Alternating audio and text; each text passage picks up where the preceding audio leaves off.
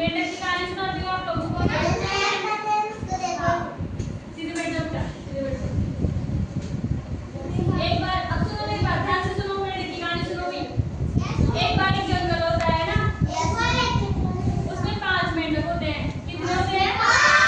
5 मेंढक होते हैं। वो चल घूम रहे थे ना, जंगल में घूम रहे थे, तो एक बड़ा सा गड्ढा आया। तो क्या आया? गड्ढा आया।